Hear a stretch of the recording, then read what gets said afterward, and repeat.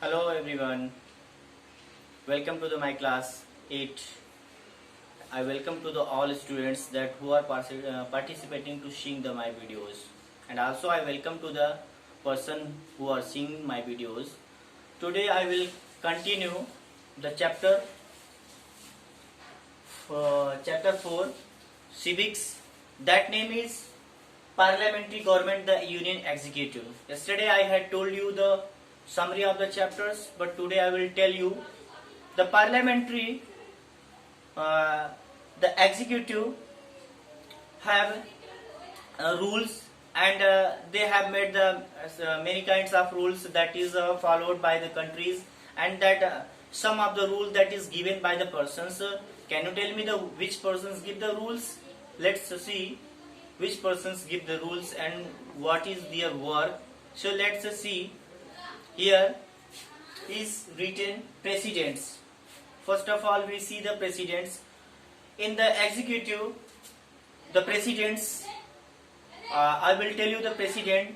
That president is the first person of the India. It is believed that the first citizen of India is presidents.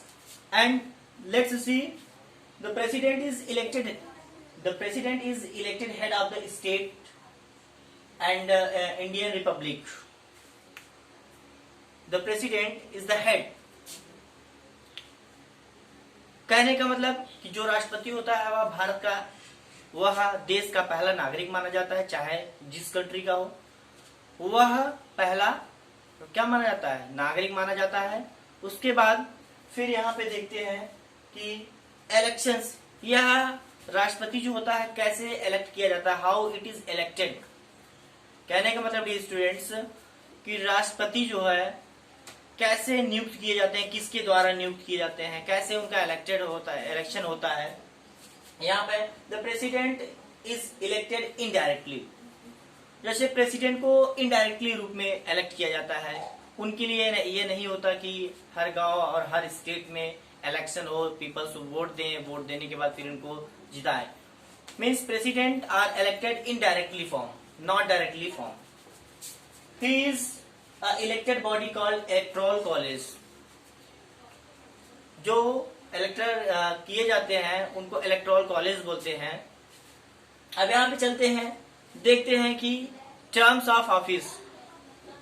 कहने का मतलब students, जो president होता है वह indirectly रूप में चुना जाता है, वह डायरेक्टली रूप में नहीं चुना जाता, वह इनडायरेक्टली रूप में चुना जाता है।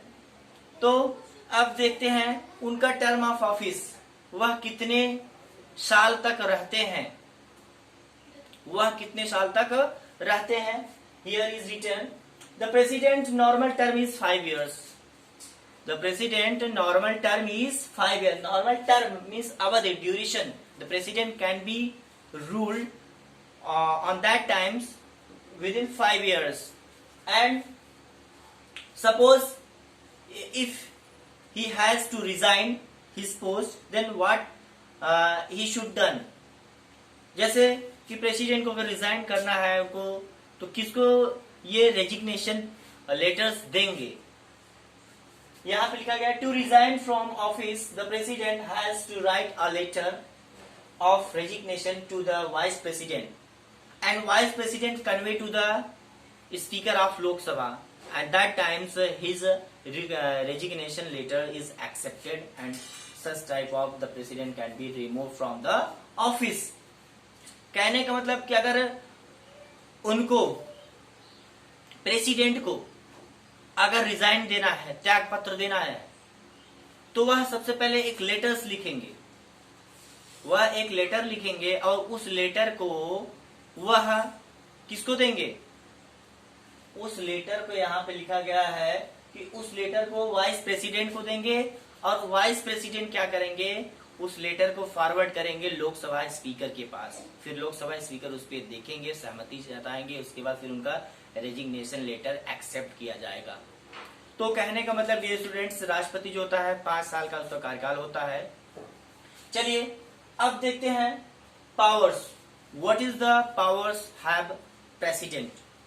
प्रेसिडेंट के पास क्या पावर है, व्हाट ही कैन डू, वह क्या कर सकता है फॉर द नेशन। नेशन के लिए, राष्ट्र के लिए वह क्या कर सकता है। यहाँ पे लिखा गया है the president is formally the head of the union executive. उनको फॉर्मली हेड बोला जाता है, जो हमारे केंद्र शासन, जो हमारे केंद्र को, उनको फॉर्मली हेड बोला जाता है।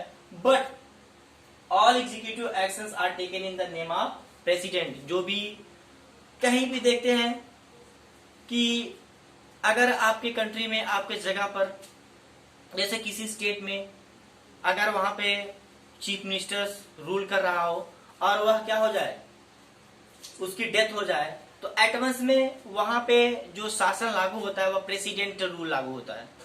तो यह अथॉरिटी होती है कि अगर किसी जगह पर इमरजेंसी में, आपातकालीन स्थिति में कोई भी पर्सन अगर डेथ हो जा रहा है, डाइड हो जा रहा है, तो उस समय वहां पे जो रिस्पांसिबिलिटी बनती है वह प्रेसिडेंट की बनती है। यानी वहां पे प्रेसिडेंट का पावर होता है, प्रेसिडेंट का रूल होता है, शासन होता है।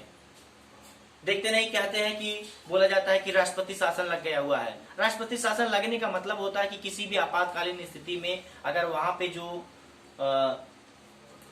एम्प्लॉयज रहता है, वहां पे तैनात रहता है, वह हट जाता है, या किसी भी डेथ की ही वजह नहीं कोई रेजिग्नेशन लेटर दे रहा है, तो अंटिल जब तक फाइनल नहीं हो जाता, जब तक कोई दूसरा वहां पे मेंबर आकर इलेक्ट नहीं हो जाता है, तब तक राष्ट्रपति शासन लागू रहता है किसी भी प्लेस के लिए।